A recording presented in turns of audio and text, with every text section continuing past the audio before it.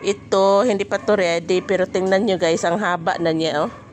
Super haba talaga ang variety ng sitaw na to. Ito na lang yung kukunin natin, itong ready na guys.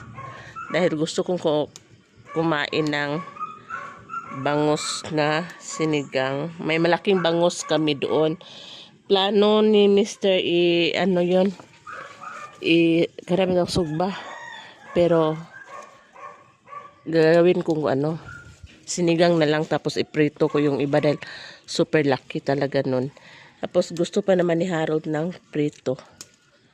Ayan. So hindi natin kukunin lahat. Yun lang. Marami pa dito.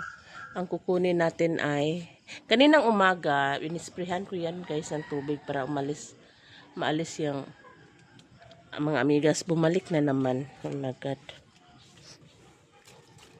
So ito kunin natin.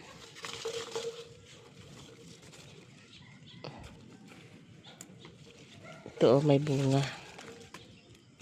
Tapos ito.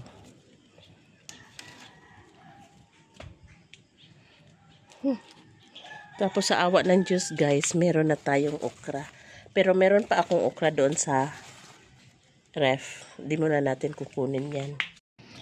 Ang sunod naman nating i-harvest ay itong kangkong. Dahil sinigang nga siya guys. Tignan yung okra dito. Oh, may bunga na din. Bulaklak pa pala. So next naman, kukuha tayo ng kangkong dahil masarap ang kangkong sa sinigang. Pero itong kangkong ko, hindi na maganda yung tubo niya. Pero masarap kasi ang kangkong sa sinigang. Kaya kukuha tayo.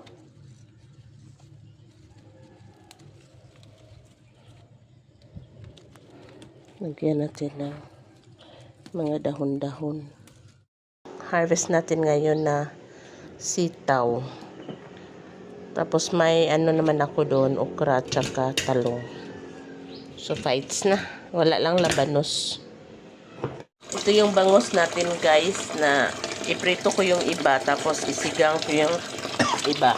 Ito din yung nakuha natin na kangkong from the garden. Nagkuha lang ako ng 4 na piraso para sa ating sitaw. Tapos lalagyan natin ng sibuyas dahon.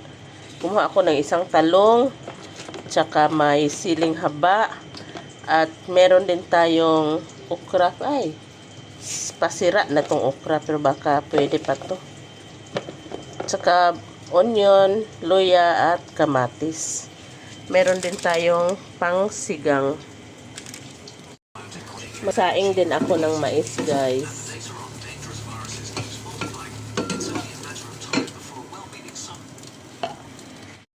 Sinigang natin na bangus guys. Tapos ito yung prito. Then meron na akong sinaing na ayan, love din air fryer ha. Sinaing na mais. At nag-air fryer ako ng pork. Air fryer ako ng pork. Ang dumi.